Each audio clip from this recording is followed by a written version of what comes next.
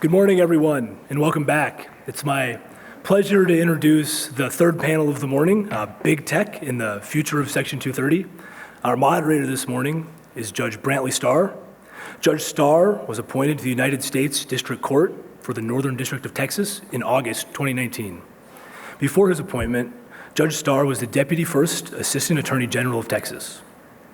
Prior to that, he served as the Deputy Attorney General for Legal Counsel. From 2011 to 2015, Judge Starr served as career staff attorney to former Texas Supreme Court Justice Eva Guzman. And from 2008 to 2011, he practiced at King and Spalding. And before that, and apropos of the previous panel, he served in the Office of Solicitor General under then Solicitors General Ted Cruz and Jim Ho.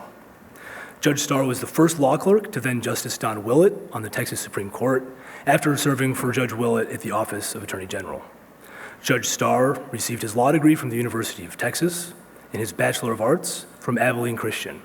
It's my pleasure to introduce to you all Judge Starr.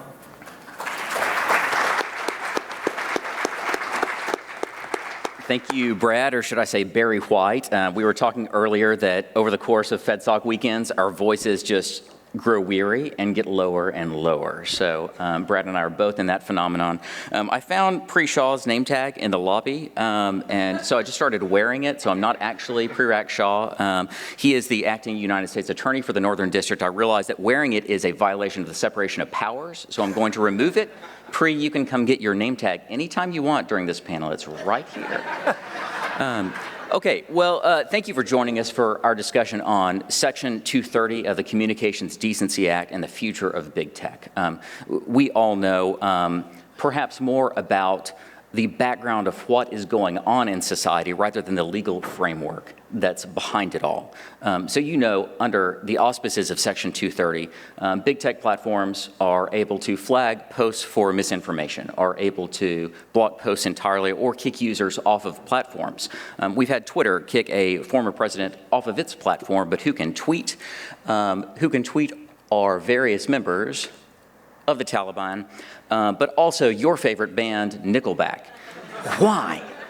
Underlying all of this is the general notion that under Section 230 of the Communications Decency Act, there's a liability shield for those who are publishers of content but censor certain offensive content in good faith. Justice Kagan said famously, we're all textualists now, so instead of looking at Nickelback, let's look at the text of Section 230, shall we? So the core of 230 is C1 and C2. C says, protection for Good Samaritan blocking and screening of offensive material. C1 is treatment of publisher or speaker. No provider or user of an interactive computer service shall be treated as the publisher or speaker of any information provided by another information content provider. But wait, there's more. C2, civil liability. No provider or user of an interactive computer service shall be held liable on account of A, any action voluntarily taken in good faith to restrict access to or availability of material that the provider or user considers to be obscene, lewd. Professor Volokh, a little help? I believe it's lascivious. Lascivious, excellent. I'm from West Texas. Thank you for stepping in. Well, I'm from Russia, so imagine asking a Russian. Then you might know the word well. We'll see. Filthy, excessively violent, harassing, or otherwise objectionable, whether or not such material is constitutionally protected. Or B, any action taken to enable or make available to information content providers or others the technical means to restrict access to material described in paragraph 1. That, in a nutshell, is Section 230. We have an all-star panel today to help us understand how we got Section 230, what the possible interpretations of it are, what the actual experience that big tech companies have is today, and what the future holds. So I'll start off with introductions in the order that we're going to hear opening remarks. So we'll hear first from Professor Jeff Kosseff. He's an associate professor of cybersecurity law at the U.S. Naval Academy. He literally wrote the book on this subject. From 2019, it's called The 26 Words That Created the Internet. He clerked for Judge Mylan D. Smith of the Court of Appeals for the Ninth Circuit, and then also clerked for the Eastern District of Virginia. He can help us walk through what Congress's motivations were when passing Section 230. Then we have Professor Eugene Volokh. He teaches First Amendment law in a First Amendment amicus brief clinic at UCLA Law School. He's written 2 books on the First Amendment. He's probably written 38% of the law review articles you've ever read in your life. And in his spare time, he founded and co-authors the vaunted Volokh Conspiracy. As a side note, once upon a time, I was a publisher as editor-in-chief of Texas Review of Law and Politics, and I published a piece of his. So we have some history with regard to this framework that Section 230 creates. And then, no offense to our members of the Academy who are here today, but sometimes we also want to hear the perspective of what's happening in practice in the real world. And that's why we asked Kate Tummarello to be here. She is the executive director of Engine. And Engine is a nonprofit that works with a community of thousands of high-tech, growth-oriented startups across the nation to support technology entrepreneurship. I'll say in layman's terms, Ms. Tummarello can help be the translator between Congress and tech companies because they don't always speak the same language. She can give us that experience of what's happening on the ground. In her former life, she actually worked on surveillance reform issues at the Electronic Frontier Foundation and was a technology policy reporter working with such organizations as Politico and The Hill. And then our missing piece of the puzzle is we don't necessarily know what the courts are doing and what states are doing. And that's why Brian Barnes is here. He's a partner at Kirk. As far as what states are doing, you might have seen that Florida passed a law banning viewpoint discrimination from big tech companies. And Mr. Barnes actually worked on that litigation challenging the validity of that law. Texas has recently followed suit. And so we need to touch on how the courts are interpreting Section 230, but also touch on what states are doing and how courts are interpreting what states are doing. You might know Mr. Barnes better for his work on Collins versus Yellen, a case he won recently at the U.S. Supreme Court, testing just how independent agencies are. So with that, I will turn it over to our panelists in that order that I introduced them. So Professor Kosseff, I'll ask you all to go 10 to 12 minutes for opening remarks. I'll have some questions at the end of that time for our audience to be thinking of questions to ask them. We'll try to end a little bit early so we can get to lunch and start promptly at 12:45. So that's our goal for today. And Professor Kosseff, I promise that if there is content you say that I do not agree with this publisher, I will not mute your microphone. So the floor is yours. I appreciate that. Thank you. And thank you for having me here. I have to first start off with the disclaimer that everything I say is only on my behalf, I have to get the list right, not on behalf of the Naval Academy, the Department of Navy, or the Department of Defense, or the U.S. government, just me, and you'll probably see why that's really important within a few minutes. I'm going to talk about the purpose of 230. I just first want to say it's fascinating to me and that we're having an entire session on Section 230. When I first started writing my book in 2015, I will say that there were academic publishers who found Section 230 to be too obscure for a book. And look at what some things academic publishers publish, and you'll see why it is pretty shocking to me now that we're devoting many sessions to what I think obviously is a really important law. So what I want to do is talk, and I could obviously talk for hours about mechanics of 230, but I'm going to focus on a part of the research that I did into Congress's motivations for passing Section 230. And I'll say that I'm probably on Twitter more than I or my family thinks that I should be on, so I interact with a lot of people who will message and say, hey, Section 230 was a plot by Google and Facebook. And I respond, Mark Zuckerberg was 11, so that would have been a pretty interesting plot. But it was, it has a fairly unique and not very direct legislative history when you're looking at it. And there's actually not all that much officially in the record.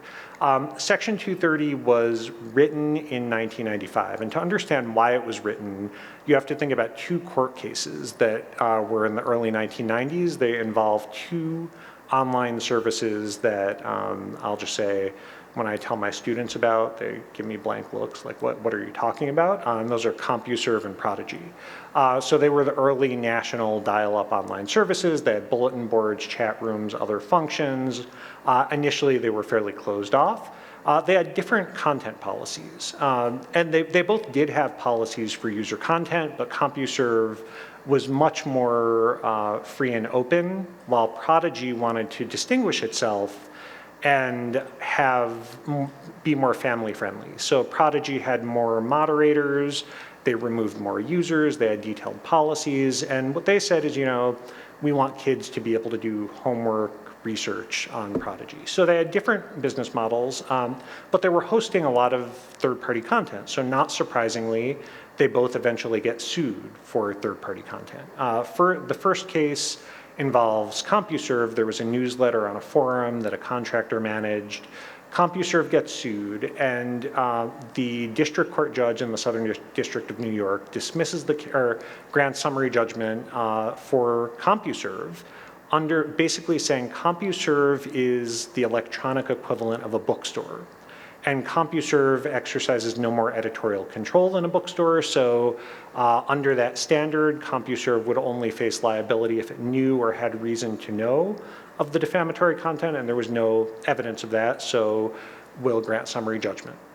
Pretty straightforward. There were a lot of interesting cases dating back to the 50s involving bookstores along those lines. A few years later, this is where we get some colorful history. You have Stratton Oakmont and their president, Danny Porish. If that sounds familiar, that is the person who Jonah Hill's character in The Wolf of Wall Street is based on. He is accused of fraudulent activities in a Prodigy financial chat room or bulletin board. So he and Stratton Oakmont sue Prodigy for $200 million. And Prodigy, and this is in a state court on Long Island, I'll say the judge had some issues. He had been censured a few years earlier for making inappropriate comments to litigants. He also made it fairly clear he wanted to make a statement about the internet.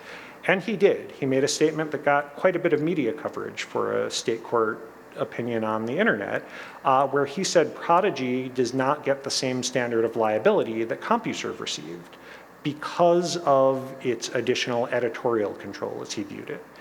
He said, because Prodigy holds itself out to moderate content, Prodigy should face the same liability as the people who posted the comments. And the case kind of fizzled out because Prodigy agreed to apologize, but it got a lot of attention and it got attention from some members of Congress because what they saw was this perverse incentive that if you did not moderate very much, you actually could reduce your liability. And this was in 1995, and this was as Congress was overhauling telecom laws for the first time in 60 years. And at the time, the concern about the internet as it was being deployed into libraries and classrooms was that children would be able to access pornography. There were Time and Newsweek had these really scary cover stories about children being exposed to pornography. So there was as the telecom laws were being overhauled in the Senate, there was a bill called the Communications Decency Act, which imposed certain types of liability for the transmission of types of indecent content. And there was a wide spectrum of legislators from Pat Leahy to Newt Gingrich, who's speaker at the time, who said, we really think this is unconstitutional. In the House, so that was in the Senate, they get it onto their bill. In the House, you have Chris Cox, a Republican, and Ron Wyden, a Democrat, who proposed the Internet Freedom and Family Empowerment Act. And this is what essentially Section 230 would become, but there are some important differences, especially I'm glad that this PowerPoint is up because I'll just talk through them briefly. But what they basically were saying is we want to empower users and the platforms to protect, the debate was mainly about children, to protect children, to make their own decisions. The market is a better determinant, and we don't want to expose companies to liability for their decisions to moderate content. So they proposed this Internet Freedom and Family Empowerment Act that gets overwhelmingly attached to the House version of the Telecom Act. There were some differences, though. One of the differences is all of those, one thing is C1 was 25 words, which would have made a worse book title, so I'm glad that it's 26 words. The C1 and C2 were all one paragraph. There were a few other wording differences. And The liability protections got very little, actually no media coverage that I was able to find. What did get coverage was a provision that was deleted in conference committee. It was passed in the House but deleted in conference that said the FCC cannot regulate internet content. And that was whenever anyone mentioned the Cox-Wyden bill, they said, oh, this is the bill that says the government can't regulate the internet. Now, I interviewed pretty much everyone who was I could find who was still alive and was involved in the bill passage, and the idea was basically that conflicted a bit with the Senate's version, because as a compromise, both the Cox-Wyden bill and the Senate's CDA got placed in the final Telecom Act, which is why it's known as Section 230 of the Communications Decency Act. There also, interestingly, in subsection E, there is now a line that was not in the original 230 that says that Section 230 preempts any inconsistent state liability under state laws. So that's also important. So it kind of shifted in conference committee to be a bit more of liability protection. But again, I mean, the media coverage, most of the media coverage was about things that I personally find to be a little boring, which was about things like local telephone rates and long distance. No one was saying, hey, this is going to provide this huge liability protection for companies, because we were talking about AOL and Prodigy at the time, so there really wasn't much analysis, and it really wouldn't be clear how broad that liability protection would be until you started having courts interpret Section 230. But they both pass, and then the day that they're signed into law on February 8th, 1996, civil liberties groups challenge the Senate's version, and the Supreme Court ultimately strikes that down. So what's remaining of what's in the Telecom Act as the CDA is Section 230. And the important thing to note, and much of my book focuses on C1, because I focus primarily on the litigation, is what does it mean to say that you shall not treat an interactive computer service as the publisher or speaker of third-party content. One interpretation that you could have, and some people have recently made it, but it was made at the beginning, was all that means is that there's distributor liability for all interactive computer services, which means there's liability if they know or have reason to know. And I think both of those terms are very much up for debate as to what those actually mean. But that's one reading. Or, and this is the reading that Judge Wilkinson would take the next year and it would become widely adopted, is that distributor liability is a subset of this publisher or speaker liability. And that is what the courts ultimately adopted. Now, I know I'm running, I want to stay on time, and I know Professor Volokh is going to talk more about the interplay of C1 or C2, so I perhaps will stop there and let you talk about how the interpretation has worked. Thank you very much, and thank you. It's an excellent presentation, but also an excellent segue, because C1 and C2 are closely related. A lot of the debates are these days about one or the other, but it does help to step back and think about both. And here's one way of thinking about it. Before the internet, let's look at a newspaper or a magazine. Newspapers traditionally in recent decades, relatively objective, magazines often quite ideological. If you look at liability, newspapers and magazines are potentially liable for material that they publish, including both by their own employees, but also by third parties, columnists, authors of letters to the editor. Magazines, for example, often have lots of things from all sorts of people. So if you think about it in the C1 model, they are publishers, they're treated as publishers, they're subject to liability, subject, of course, to broad First Amendment protections against libel law under cases like Sullivan and the like, but potentially subject to liability. At the same time, without question, they have very broad power, almost unlimited power, to restrict availability of material, to just refuse to publish something. There's a famous precedent, Miami Herald v. Tornello says that a state can't order a newspaper to publish, say, replies to criticisms of office holders. Indeed, if you think about it, a magazine that didn't restrict availability to material, or a newspaper, would be useless I mean, imagine a newspaper that said, we have a content-neutral policy. We will publish every letter to the editor and article submitted to us. Who would want to read such a thing, right? So both functionally and constitutionally, the newspapers and magazines have broad potential liability, but also broad, basically unlimited rights to choose what to include and what to exclude. Let's take one step over, a bookstore or a library or a newsstand. Those are called, under libel law, generally speaking, distributors.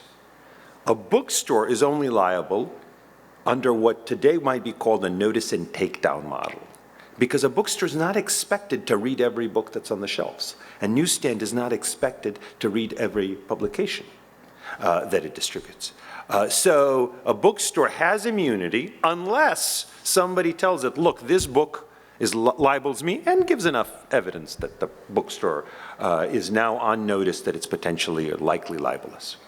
So the bookstore has some liability, qualified, limited as a distributor, and at the same time, there's no case law that I know of on this, but I think it's pretty broadly expected that bookstores also have the right to decide what to include and what not to include. That's why you have Christian bookstores, feminist bookstores, free market bookstores, whatever you want. And that too is, by the way, quite valuable. Many people, when they go to one of those specialist bookstores, trust or rely on the bookstore for its judgment about what to exclude as much as what to include.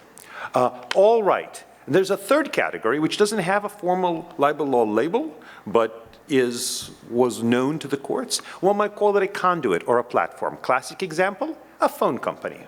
There's a case from the 1970s in New York where basically somebody had an answering machine message back when there were such things, which was allegedly libelous. And the libeled party sued the phone company saying, hey, they refused to cut off the service. And the New York court said, well, they have complete liability. They have total immunity. They have like what today would be called C1 immunity.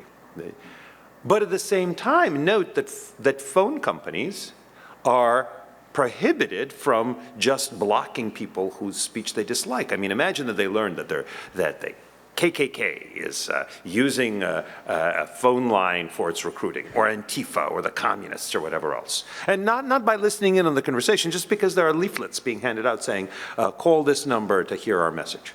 The phone company, nobody says, well, doesn't the phone company have an obligation to make sure its property is not misused for these nefarious purposes? No, they don't even have the right to do that. They're a common carrier. Another example is UPS or FedEx.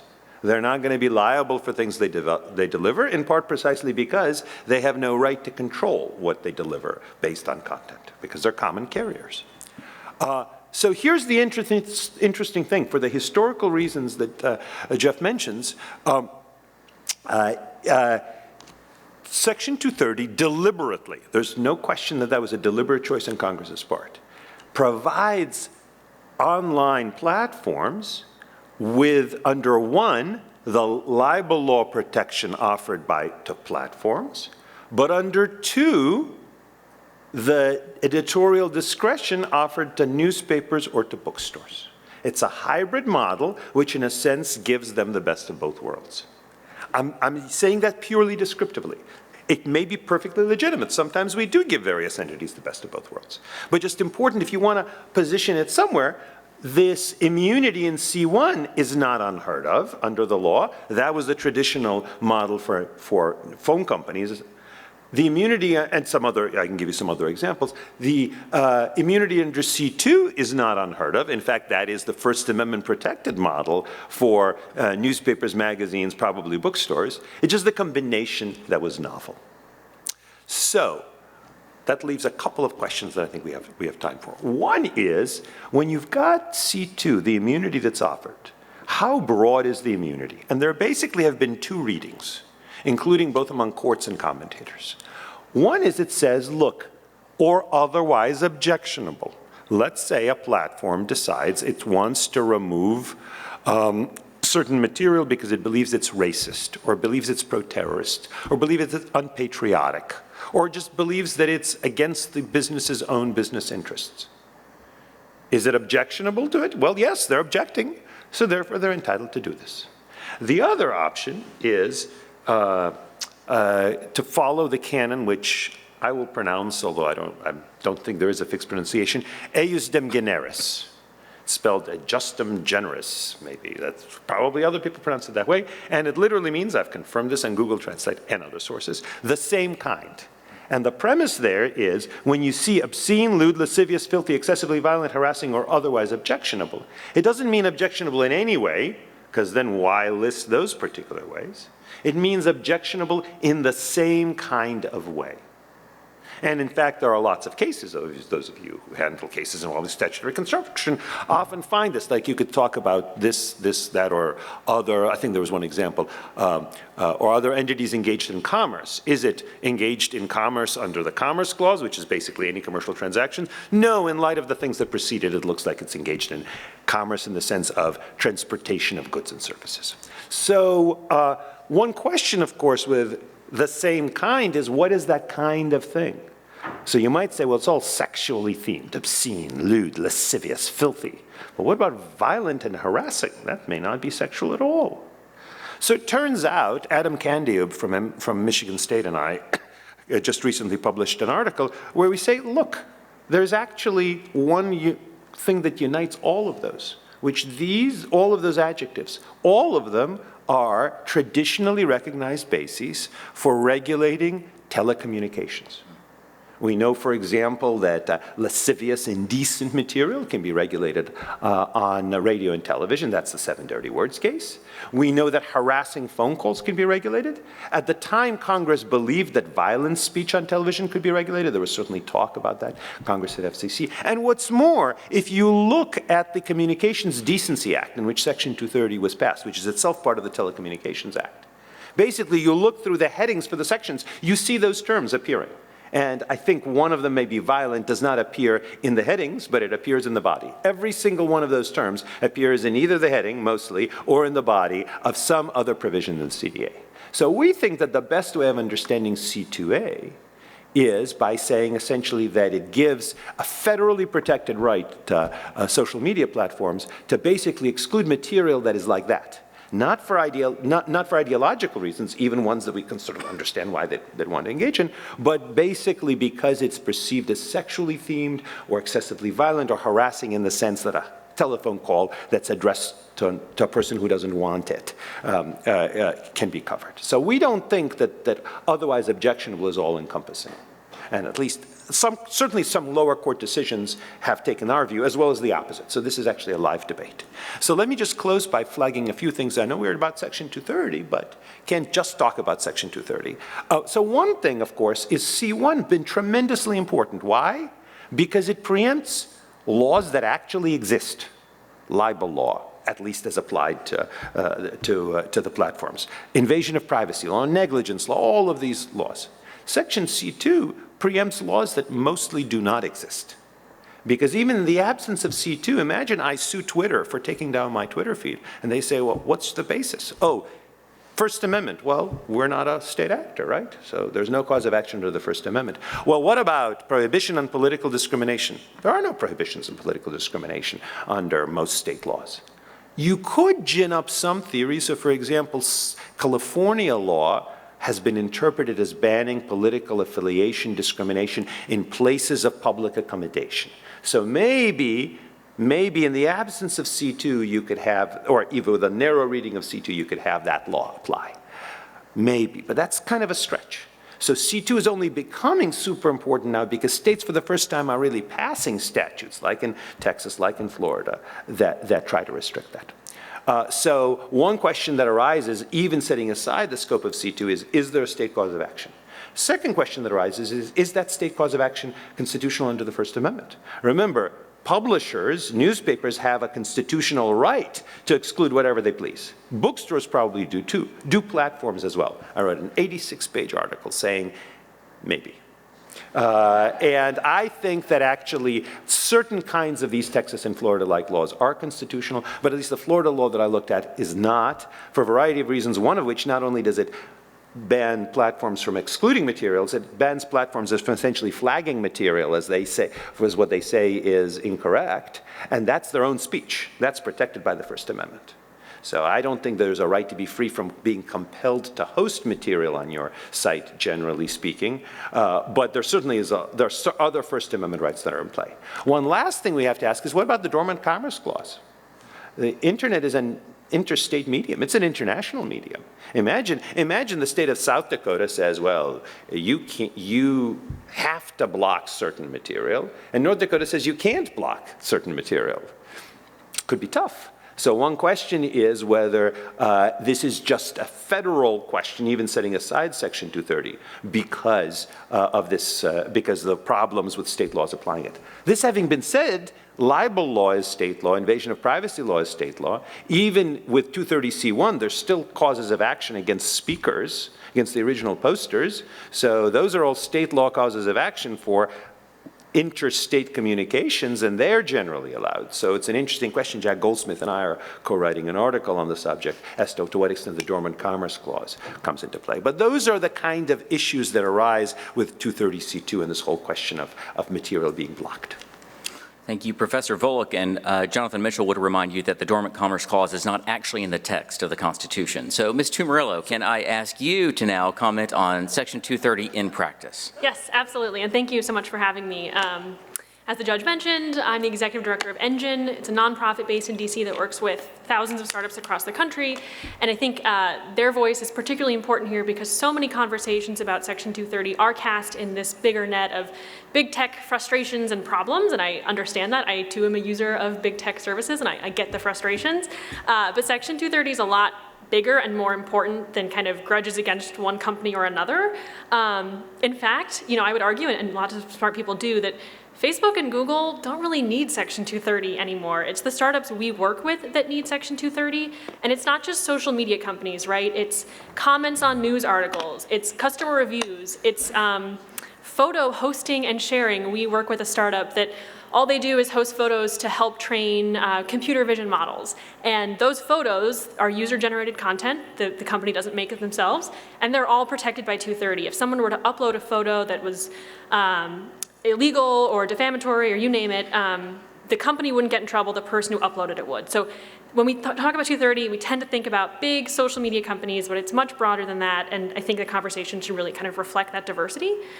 So in thinking about Section 230, there are two really harsh realities that startups, but also big companies, face, and I think we need to grapple with those realities when we think about free speech online and expression online generally. The first is that speech is really, really messy. As much as I wish, and everyone probably wishes, we could write a law that says keep all the good stuff up and take all the bad stuff down, we just can't. We can't really agree on what's good and what's bad. Engine does events with congressional staff and startups often where we'll pose these hypotheticals to the audience. We'll say, okay, here is a hypothetical piece of content, here's the relevant terms of service and the relevant stated principles of the company. Do you think the content violates the principles and the terms of service? Should it be left up or should it be taken down? And without fail, we never get a consensus. The rooms full of Hill staff can't agree, the rooms full of startups can't agree. I bet if I did the poll right here, you guys couldn't agree. So it's not as straightforward as good versus bad. And in fact, it's incredibly difficult to write those policies to begin with. And as much as the companies, I'm sure make mistakes, I know they make mistakes, I know it's very frustrating to be on the receiving end of those mistakes, the fact of the matter is speech is really hard to regulate around, including in the private sector. I think, if we tried to get this whole room to write a terms of service about what should be left up and what should be taken down, heck, if we tried to get this panel to write a terms of service, I'm not sure we could come to a consensus. And even if we could come to a consensus, right, speech and culture and context, they change so quickly. Something that's totally okay today, that we could all agree is totally okay today, by next week, because of news or slang words changing, or heck, the different use of emojis, could be totally not okay next week. And so even if we can agree, which again, we can't, but if we could agree, it's not lasting. It would have to be rewritten constantly. So that's the first reality. The second reality is even if you could get consensus, speech is impossible to find and remove in real time, especially at scale. Jeff's book talks about this. In 2018, there were 6,000 tweets per second. There were 60,000 Instagram posts per minute, and there were 3 million Facebook posts per minute. And yes, those are the big companies, so that's a lot of content, but even small startups their users fastly outpace what they can moderate by hand. So it's impossible to enforce terms of service and kind of speech principles in real time as you grow. The big tech companies, they got a lot of money. They can build fancy algorithms to try to find stuff as it's uploaded, and there are some cases where they do that and it works pretty well around like terrorist content. And they can hire tens of thousands of content moderators. Mark Zuckerberg has said in front of Congress that they have tens of thousands of content moderators. I mean, the average startup has like maybe 10 people. So tens of thousands of content moderators are very far out of reach. Both of those things, the technology, the automated filtering, the algorithms, and the human moderators are incredibly expensive. That should be obvious. One of the best examples is YouTube has spent at least $100 million on Content ID, which is their copyright detection tool. When you upload something to YouTube, it passes through this filter and it makes sure that licensed music isn't played in the video. They've spent $100 million just in cash, and they've also spent obviously many man-hours of time building the tool, maintaining the tool, fixing the tool. And even that doesn't work that well. There are a bunch of really high-profile cases of Content ID going way off the rails and failing to recognize things like fair use, or misidentifying cover songs as being the original. And so Content ID, which is kind of the best example we have of what big tech can do if it puts all its money behind something, doesn't work that well, and it's still kind of the gold standard as far as the industry goes because it is so hard to do this. So really hard to regulate speech generally, including within a private company. Even if you can agree on what's good and what's bad, it's almost impossible to find it in real time as you scale. Thankfully, we have Section 230. I think without Section 230, we would kind of be trying to fit those two really messy realities in, they're square pegs in the round hole of legal certainty that companies and their investors need. So Section 230, as we've all discussed, kind of says, don't worry, you're not going to be held liable if you're not going to be held liable if something bad gets uploaded, and you're not going to be held liable if something bad gets uploaded, even if you're trying to find that something bad before it can be shared. Without Section 230, it's really hard to imagine any new startups would enter this space and say, yeah, let me host user-generated content. I want to host those photos. I want to host those customer reviews. I want to host those comments. I want to be that Reddit subthread. Because you could be sued out of existence with one lawsuit from one disgruntled user. We've done some research, and even with Section 230 in place, it can cost tens of thousands of dollars to get a case dismissed at the 12b6 stage. So that's under current law, a company is doing all the right stuff, and somebody says something that somebody else says is defamatory, and they go to sue them in court. A startup needs to front between $15,000 and $80,000 to get that case thrown out, again, with Section 230 in place. Without Section 230, you're talking about a much longer litigation process that could go into the hundreds of thousands of dollars. The average seed stage startup, so that's a startup that is successful enough to start attracting outside investment. So not the two guys in a garage, not the two guys in a dorm room. This is a company that has a product and is going to investors and is saying, this is something real, please give me money. The average seed stage startup has about $55,000 a month to spend. And that's maybe sounds like a decent amount of money, but that's on staff, that's on R&D, that's on space, it's on equipment, it's on marketing. That 55K goes real fast. Currently, one lawsuit over a piece of user-generated content can wipe out a month of runway for a startup. Without 230, I mean, you could wipe out a whole year or a whole funding round easily with one case. So Congress had the wherewithal to put this into law early on, and that's why we have the internet of user-generated content that we have today. And again, I would stress that's not just social media. That's much bigger than social media. And 230 also encourages and protects platforms who want to differentiate, right? What makes sense and what is reasonable on one platform is not going to be the same on a different platform. The best example is there is a subreddit called Cats on Their Hind Legs, or Cats Standing on Their Hind Legs. And it is literally just pictures of cats standing on their hind legs. And the joke is you could really want to see a dog standing on its hind legs or a lemur standing on its hind legs. That is not allowed on that subreddit. It is just cats on its hind legs. I encourage everyone to look at it. Cats are funny.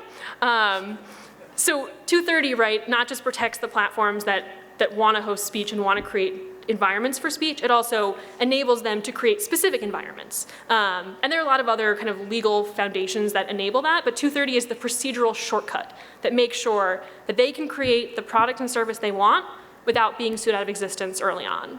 And then that's also super important from the investor side, because an investor is not going to invest $1 million in some company if they think that, one, the company is one day going to basically become, obligated to host everything, right? That differentiation is usually a market advantage, and if you can't differentiate, then the whole internet becomes like the magazines that have to print everything, and that's not super useful and something that people would want to spend time and money on. But also, an investor's not going to want to invest a bunch of money if it's going to go right to plaintiff's attorneys on the first go because they're being sued for something that they didn't actually do. So that's why 230 is super important to startups. And kind of taking a step back, I think it's really important to make sure we're not missing the forest for the trees here. 30 years ago, if you wanted to build an audience, you were limited by the number of people who could fit around your dining table, your ability to get a TV show, your ability to get a letter to the editor published, your ability to get a radio show, your ability to get a magazine column or a book deal, right? And then the internet came along, and now anybody can build an audience and reach, tens, hundreds, thousands of people relatively easily compared to before the internet. And yes, there are still gatekeepers, but I would argue there are many more gatekeepers than there were 30 years ago. We're not just relying on Condé Nast and the New York Times. And more importantly, anybody can become a gatekeeper. Anybody with a good idea and a connection to the internet can launch the next social media platform or the next photo sharing platform or the next, you name it, customer review platform. And the ability of kind of our startup ecosystem to innovate so quickly and to be able to launch these products and services that get into the hands of consumers and allow people to build audiences is a direct result of our intermediary liability framework, including Section 230. Thank you, Ms. Tummarello. So, Mr. Barnes, we will turn it to you to talk about what states and courts are doing.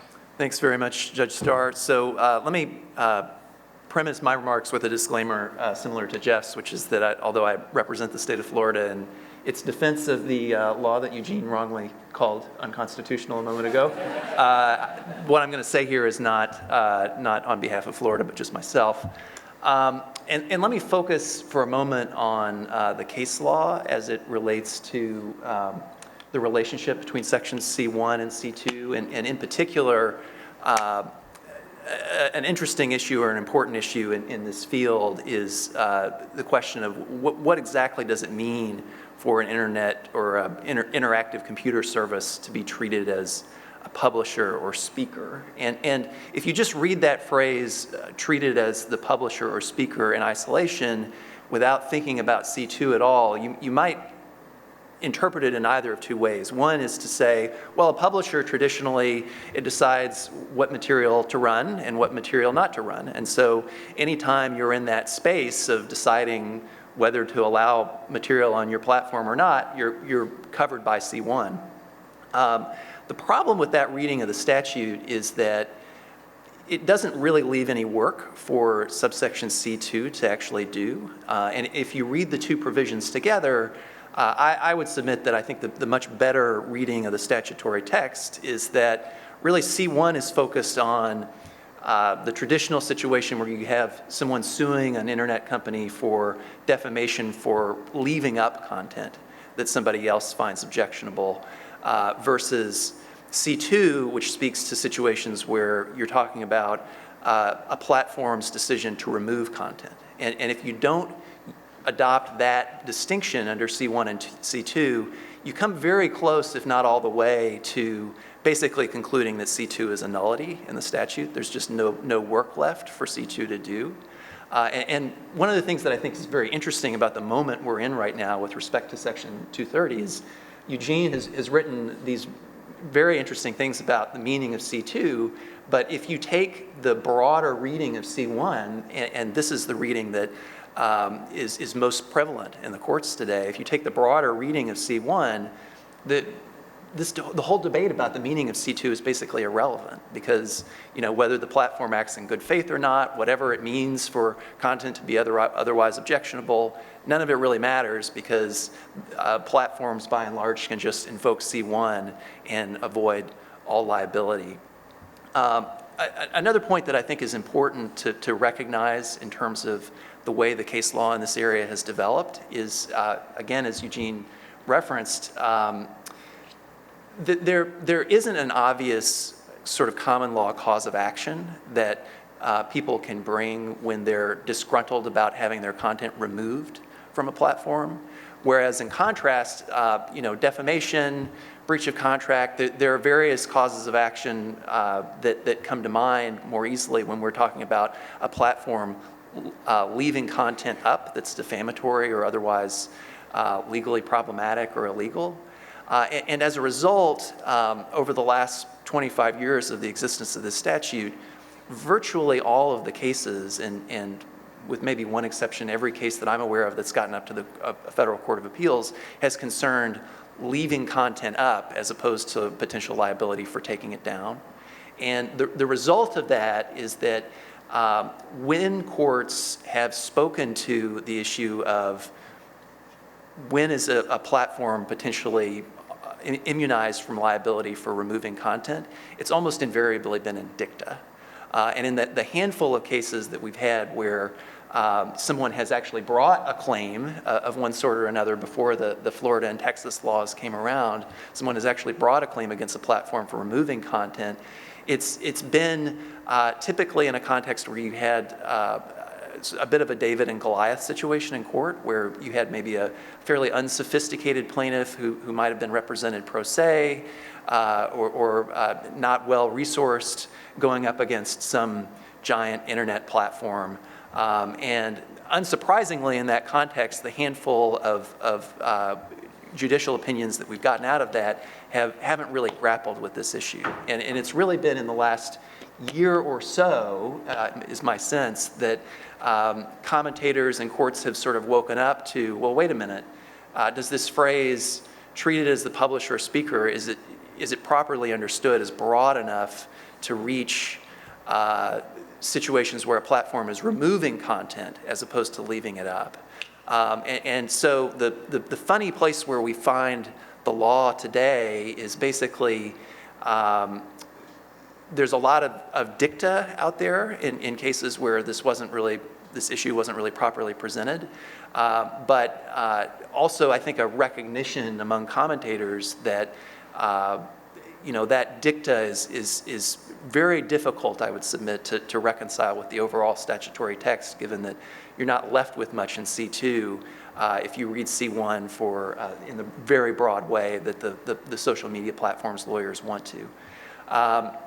This issue is going to be a very actively litigated issue in the near future, and it's partly because the state of Florida has enacted a law that it's got a number of provisions, and Eugene made reference to one of them. I'll focus on a different one, actually, which is a provision that basically says that social media platforms are required to publish in advance their rules for deciding what material to take down, and then they're required under the Florida law to apply those rules in a consistent manner. Now, they're allowed actually to have viewpoint discriminatory rules. They just have to announce them in advance and disclose them to the public.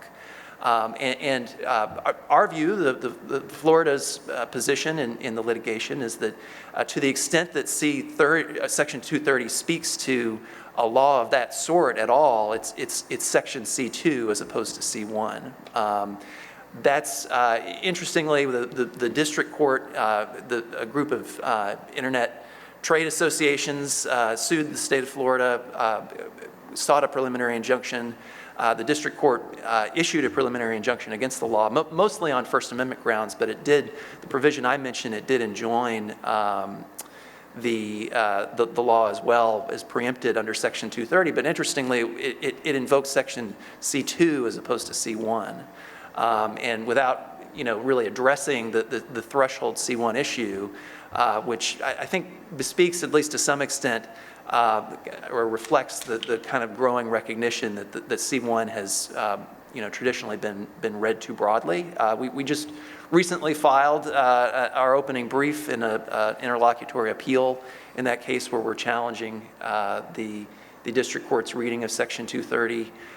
One thing to note on C2, our case is is a pre-enforcement challenge, facial challenge, and obviously with a preemption facial challenge, you've got to show that there's no application of the law that would be consistent with the federal statute. And the district court didn't really grapple in our case with the issue of the good faith provision of subsection C2. It said, well, you know, it's sometimes platforms pull content down in good faith, and so this Florida statute's preempted. But you know, the other side of it is platforms don't always act in good faith, and to the extent that they don't, you know, we think it's reasonably clear that Section 230 doesn't preempt the law. But the thing that is interesting about it is that the district court didn't embrace that broader reading of C1 that we see in a lot of dicta and from other district courts. So maybe I'll stop there with recognition of the limited time we've got, but obviously a lot of important issues with respect to the meaning of what Section 230 means. And I guess the one final thought is, for a law that's as important as this one is and that has as much of a presence in the political consciousness as this one does, it's surprising how thin the case law is and underdeveloped the law is with respect to this issue of taking down content as opposed to potential liability for leaving it up. Thank you. I appreciate the opening remarks from our panelists. So I'll ask a question in the meantime while the audience gathers together whatever questions they want to ask. You can go ahead and approach the mics if you want to. And we'll try to wrap the session up around 12:35. So a question I want to pose to y'all is, there are a number of members of Congress who are talking about problems with Section 230, but it takes 60 senators to agree and result in a legislative change. Do you think they will, or do you think the progress in this area is left to court interpretations and state actions? Any thoughts on what Congress might or might not do from our panel? I guess I'll just say I meet with members and their staffers all the time across the aisle, and I often feel like I'm having two entirely different conversations, which maybe is normal. I fortunately am not a political scientist, thankfully, because I mean, half the conversations are very much, there's too much harmful content on the internet. We need to change Section 230, and even if this is constitutionally protected, we need to change Section 230 to figure out a way to get it down. And then the other concerns are, we think the platforms are discriminating against certain people based on their viewpoints unfairly, and this is having huge impacts on society, and we have to figure out how to change Section 230 to address that. And then we drill a little deeper and we say, well, how do we do that? And there are some interesting proposals on both sides. My challenge, and I've really struggled with this, is how do you reconcile those two? And now you had mentioned some transparency requirements, and I think that might be one of the common threads that I see from both sides is that, and I mean, this is the fault of a few of the very large tech companies that operated for years. Really, I mean, I say that my other area of research is cybersecurity, and it was often easier to get information from the NSA than it was from some of these big tech companies about how they handle user content. And I mean, I think that's a frustration that both sides share, but when it comes to actually using 230 as a lever on moderation, I think even if there was a constitutional and effective way of doing it, I don't see the 60 votes. I think it would be very challenging. Professor Volokh? Well, so let's go back to 2010. Now, what was in the news? Not 230, it was Citizens United, right? 5-4 decision. Comfortable saying that much of the media was on the side of the 4 dissenters, who, by the way, had a very plausible argument and had to do with corporate and union speech about candidates and spending on such speech, but of course an organization can't speak without spending.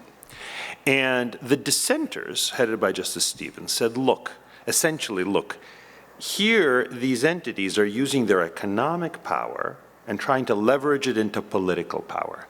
And that could drown out the voices, could undermine the speech of real human beings, because corporations just get to speak, get to buy ads about candidates. Now, I think the majority got it right on balance there, that corporations and unions ought to be allowed to to spend their money on expressing their own speech. But here you've got corporations, some of the biggest corporations in the world, certainly in the country, leveraging their economic power to get political power, not just by expressing themselves, which I totally agree they have the right to do with things like fact checks and such, but by actually blocking speech, to be sure only on their own platforms, but on tremendously important platforms. That, it seems to me, is a very serious concern. Now, to be sure, I'm a big believer in private property rights, and lots of people in Congress are also big believers in private property rights. And on balance, I think, if in doubt, and I remain myself in doubt at this point, I'm not sure what the right answer is, but when in doubt, err on the side of allowing private entities to control their property as they like. But at some point, we might say that just like we're uncomfortable with telephone companies making these decisions about, especially in closely contested elections and political disputes, where even a bit of a thumb on the scales may make a big difference, we might feel uncomfortable with telephone companies doing that. We maybe feel uncomfortable with Google, or excuse me, let's say Google in the YouTube capacity, and Facebook and Twitter doing that. Now, you asked the political question. I don't know where there are going to be 60 votes, but so much has surprised me about American politics over the last 5-10 years. I've totally given up my any confidence and I didn't have much to begin with in my ability to predict American politics. But I do think that the thing that's driving some of this is the sense that, Facebook and Twitter are not like the cat subreddit, in part because they are tremendously, and they acknowledge themselves to be tremendously important kind of infrastructure for American political debate. And I'd say the same in other countries as well. And that it seems to me to make sense that both people on the left and on the right would have considerable misgivings about having them use this power again, not just to speak, which many people have enough misgivings about corporations speaking, but actually to block speech by important players in political debates. So that's why I think there's some room here for action at the federal level, political room, but again, very hard to tell with any degree of confidence. If I could add to what Jeff said about transparency, I think there's also a lot of agreement, even across the aisle, on an appeals process that feels very it's intuitive, we understand it. Someone says you can't do something, you want to at least hear why and make sure that that thought was all the way thought through. I have practical concerns as someone who talks to companies that would have to implement this stuff, but I do think transparency and appeals are like the two areas of overlap. I feel like Jeff is maybe generously describing it as 2 different kinds of conversations. I feel like maybe it's like 10 different kinds of conversations.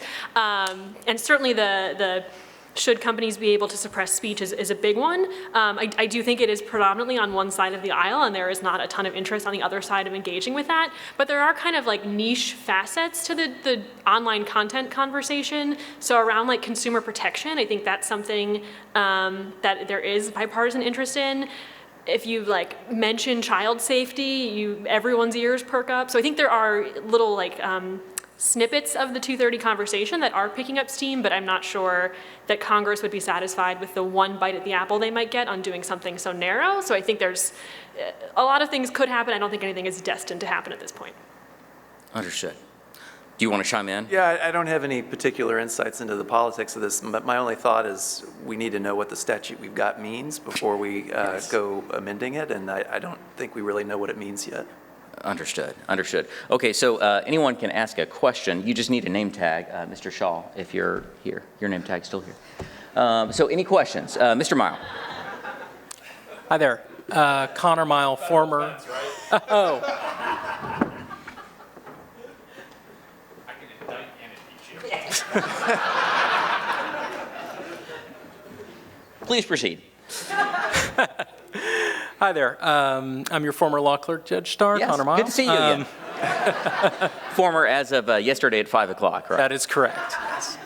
I think many people don't engage with 230's actual text when they talk about it, so thank you all on the panel for doing that today.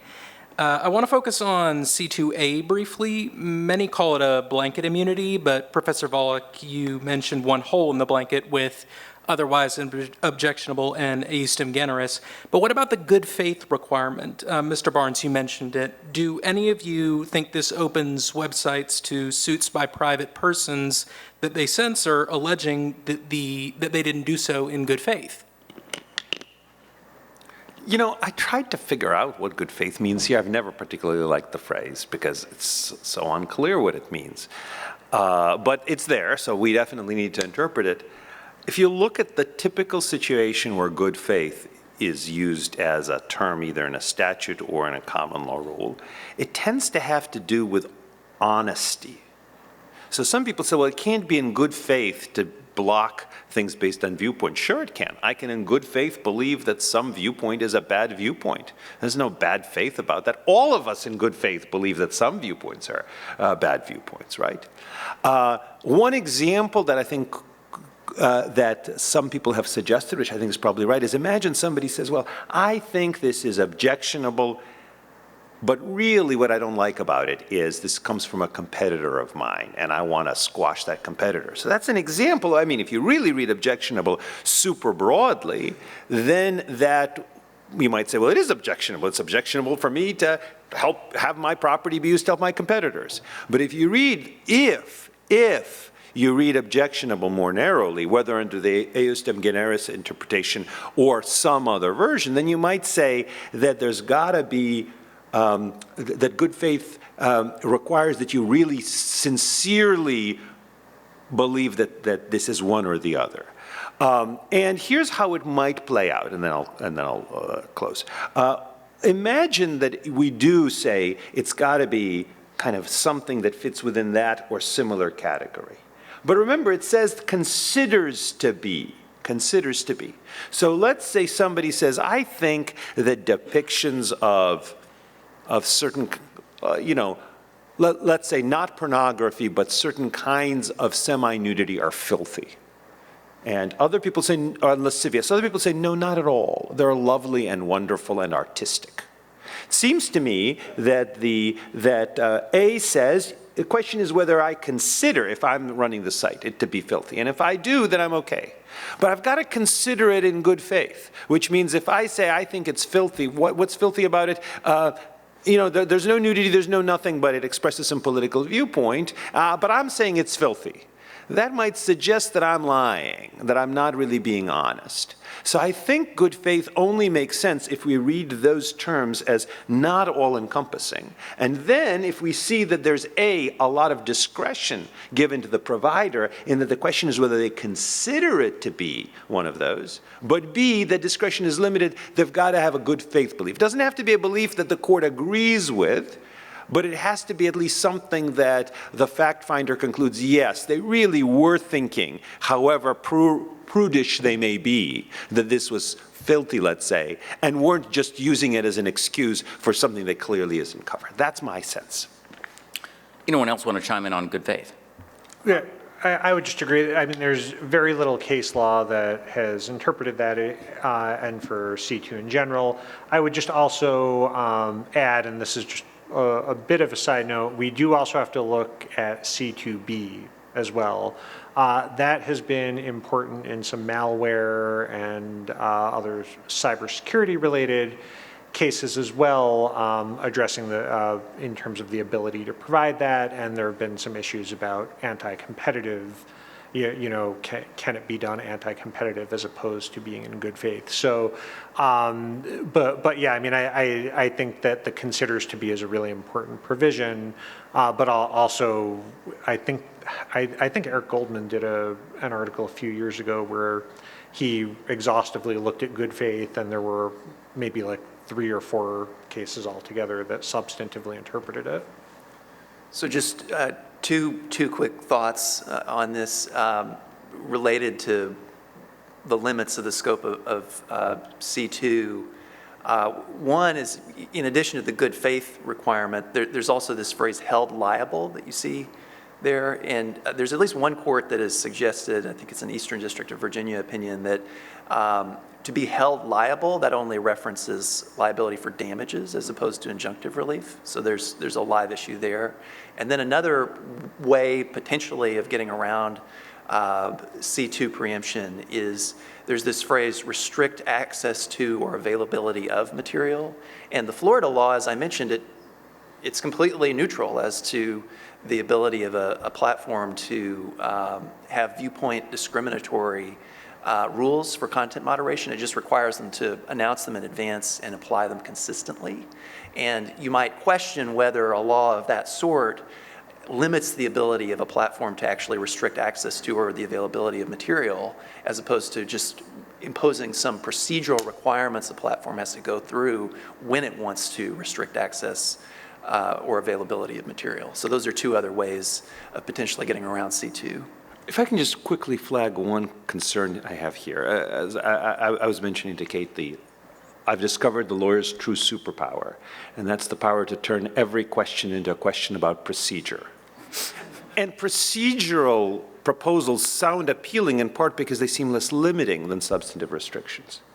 But the problem is if you require rules to be announced and then enforced even-handedly, the problem is then there's going to be a lot of litigation about what is and was not even-handed, which may prove quite difficult. Let me give you an illustration near and dear to my heart. I grade exams, and I'm supposed to grade exams fairly.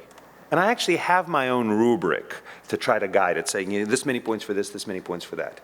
But imagine the school said, you know, we're not going to restrict your grading of the exams at all. We're just going to require you to announce what you're giving points for, and then we can allow people to challenge your grading because it's unfair compared to some other exam, which presumably they'd get discovery of. And they're going to say, well, exam number 3744 said the following in this way, and 3792 said the following in that way. And you gave 3 points to this and only 1 point to this. You know, that would be a very serious barrier to my ability to actually grade things in a good faith way. It would also be a serious barrier to my ability to grade things in a bad faith way. Maybe it's a good restriction, but it's a very substantial restriction that could lead to a tremendous amount of litigation and a tremendous chilling effect. Like if that were the rule, I would probably shift a lot to multiple choice exams because those are the only ones that really would be defensible against that sort of thing. So just requirements of an appeals process, so long as you can challenge the substantive outcome of the appeal, rather than just say, well, we're giving you an appeal. Okay, fine, you gave an appeal, that's it. So requirements of an appeals process and requirements of setting forth the rules, I think, end up being highly constraining in a way very similar to, and maybe in some ways greater than, substantive restrictions. Well, thank you to our panel. I'll turn it back over to Barry White to tell us what's next in store for the day, but thank you to our members of the panel for enlightening us.